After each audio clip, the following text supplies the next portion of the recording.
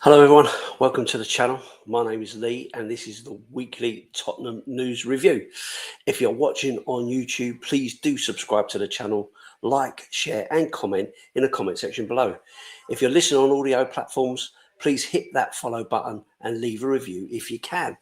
Don't forget as well to hit that notification bell and then you'll know every time that someone on this channel goes live or does another video for you to take in, and you don't want to miss that. So let's talk about Spurs over the last week. Oh, okay. So near and yet so far, wasn't it, against Brighton? Our first win and 3 points of 2026. But alas, it was not to be. Kevin Danso makes a mistake right at the end of the game, and therefore the points are shared. Absolutely gutting situation. Would have brought us out of the relegation zone, and with that, with West Ham drawing, would have been a massive psychological boost for us. I thought we played well than we have previously, with Xavi showing a little bit more of what he's all about, scoring a great goal as well, and really kind of pulling the strings. And then on top of that, we had Bentancur come back. We had Bissouma come back. And of course, we also saw James Maddison on the bench. Albeit, I think with James Maddison, that was more about a boost for the fans, for him and for the players, rather than for him to ever get on that pitch and really do something for us. So I think there's still a little bit of time before James really gets back on the pitch and does anything for us, if at all, to be honest. So, unfortunately, due to this frustrating result, we have once again seen the rise of racism in football, and this time it's aimed at Kevin Danso. So Kevin Danso makes a mistake, and of course that means that it's right for people to start calling him out based on the colour of his skin. I mean, it's crazy to think in 2026 we still have idiots out there using his skin colour as an excuse for a mistake on the pitch. Let's be clear, these are the same fans that will be cheering, going mad, getting selfies, asking for his shirt, blah, blah, blah, if he was to score a goal. Or if they were to see him in the street. They wouldn't say these things to him in his face. But of course, social media gives you this opportunity to have an avatar for a picture, a fake name, and all that kind of stuff, where you can spout any kind of nonsense across the board to anyone you like without any consequences. Well, fingers crossed that the police, the club, can identify these people and get them banned, get them kicked off or whatever. It makes absolutely no sense in this day and age for grown adults to behave in this manner. It is just ridiculous. If you haven't got the guts to stand up and say to someone in their face what you would say on social media, then why would you even think that it's right to say it? It is just a ridiculous, stupid situation. And you are not a Spurs fan.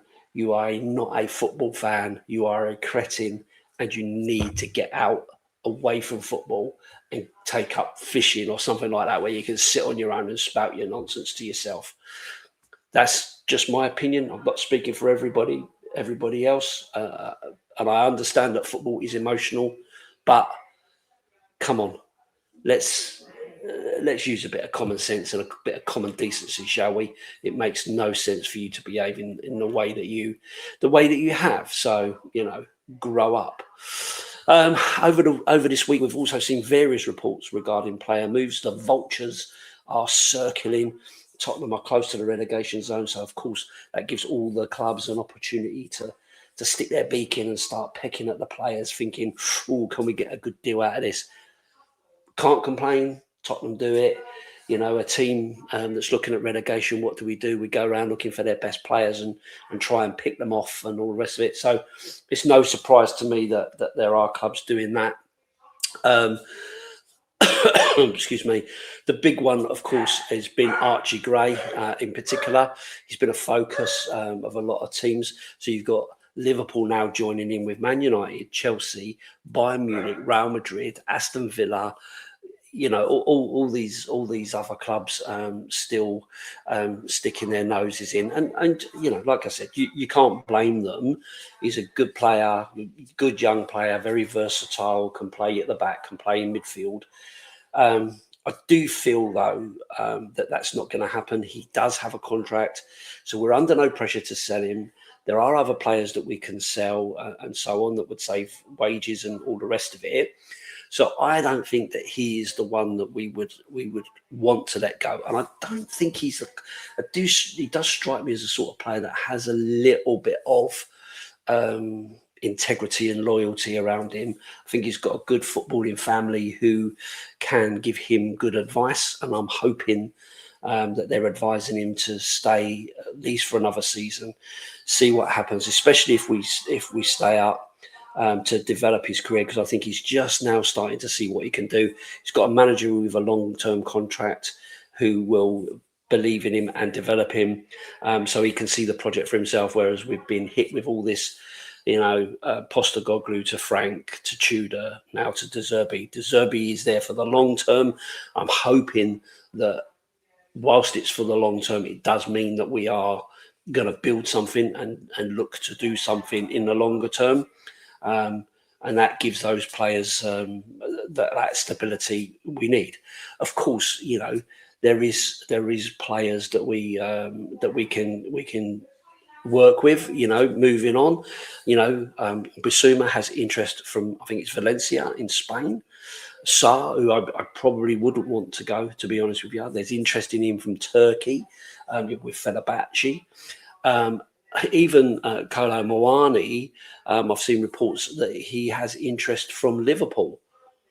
Okay, he's not our player, so we're not getting anything out of that, and so on. However, he must be on decent wages. He doesn't really want to be with us. He's been absolute pants anyway. So, you know, personally, I'd be glad to see the back of him, but we would save on his money. And of course, you've got Davis, who will be out of contract at the end of the season as well. Bearing in mind he's out injured, so unlikely to return or anything like that. So maybe he would return to Wales, or maybe he'll go into coaching. I don't know. Does he want to continue playing? I don't know. Maybe, you know, but I don't think he's going to get a contract at Spurs. I think there are other players that we probably would listen to, you know, along those lines. But you know, we're just gonna have to see where that takes us, and a lot will depend on what league we're in and what contracts players are on, how long they are, and all the rest of it. So, you know, it'll be interesting once we get to the outcome of the season to know exactly what we need to do and where we need to go on it. It was also reported this week that Luka Vuskovic has a knee injury, and so the Spurs injury crisis is spreading even to our loan players, for God's sake. It's crazy, right? But there are conflicting reports on this issue. Some are saying that there's no idea of when he's coming back. The injury is worse than we first thought, and so on. No timeline for his return. But then there's also another report that I've seen that suggests that actually he could be back in a couple of weeks. He's already been out for 2 weeks. And this was kind of planned. He's a young player who probably needs a bit of time. And that the Tottenham Hotspur medical team are involved in making some of those decisions about when he can and can't play again, which I am sure will give the Hamburg fans a lot of comfort in knowing that the Tottenham's medical team are getting involved in that.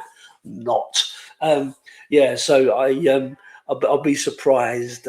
I'll be surprised if he doesn't come back. To be honest with you, I'm more in line with the second view than the first view. I think that may have just been a bit of clickbait panicking because we've got the World Cup coming up, and he's a young man who's going to want to push and everything. So we'll see where we go from there. Of course, this week it is Tottenham on their way to Molineux to face Wolves, bottom of the league, already relegated. So will they play without fear? We've seen it before, haven't we? We've seen relegated clubs play Tottenham, and we get beat. Dr. Tottenham turns up and helps them all this way. But for me, this is the biggest game we've played probably since the Europa League final. Win this and we move out of the bottom three, depending on West Ham versus Everton.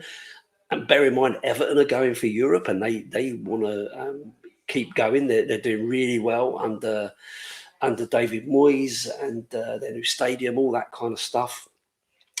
So that could be a difficult game for West Ham. Ideally, they lose, to be honest. And I'm sure there's lots of twists and turns to come. But we have to, in my opinion, we have to win this game. If we don't win this game, I really do fear that that's our last opportunity to really pull away from that relegation zone, put some points between us. Of course, Forest have got some difficult games to come up. West Ham have got some difficult games to come up. I mean, they've still got to play Arsenal. We've still got to play Chelsea. And with Rossini going, will they get a new manager bounce? Or are they going to continue down the road that they're down? Who knows? I was kind of hoping he would stay there after them getting beaten by Brighton 3-0. So I do feel like this is the moment. We are at a point where we are running out of games to really turn it around. So for me, it's now or never. To dare is to do, or to dare is to die. That's how I feel about it. Personally, I believe we can do it. We do have a poor record against Wolves, who've got excellent support, by the way. Let's be clear; they've always had really, really good support, home and away. They've got really good fans there, and they will want to restore some pride for sure. And they'll be looking at our recent performances and results against them and take comfort in that for sure. But for me, I'm desperately hanging on, clinging on to this hope that we can get out of it. And to be clear, it's not over if we don't win. But I think it's going to get so difficult that I just cannot see it turning around. So we have to play better. We have to improve on Brighton, which was an improvement, on Sunderland, which was almost an improvement against the previous games by that crazy goal. So I'm going to predict a 2-1 win. I can't see us keeping a clean sheet. We don't seem to be able to do that. Never seems to happen, does it? If we could, that would be amazing. But yeah, and obviously Romero's out, so I think Big Kev will be back in.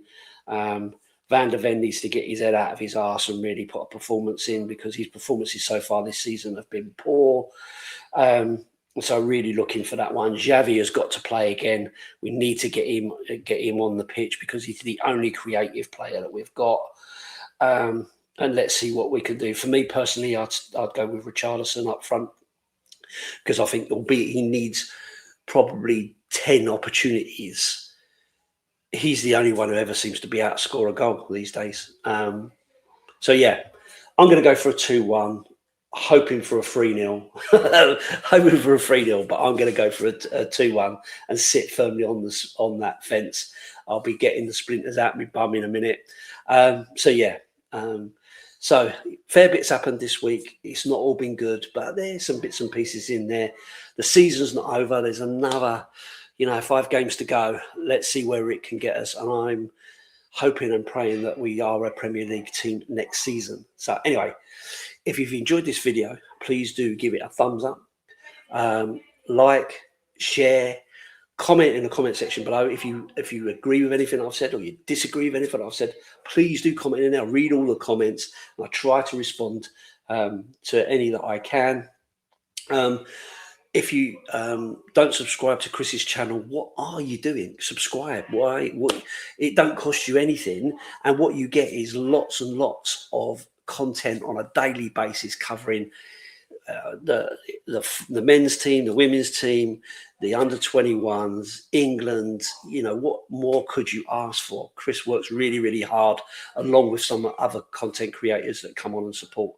If you're listening on audio platforms, do, as I said at the beginning, hit that follow button, leave a review if you can. And if you've liked this episode, please do consider coming over and having a look at Lee The Dorset Spur. That's my channel. I'm on all the socials, so you'll see me on X, you'll see me on Facebook, you'll see me on YouTube, you'll see me on the Instagram. Come over, say hello, introduce yourself, let me know you're there. I'm currently sitting at 2,270 or 370, so edging ever closer to 2,500, which is my goal before the end of the season. Might be a big ask, but anyway, as I said, thanks for watching. Sorry for the waffle. I'll see you on the next one. Up the Spurs.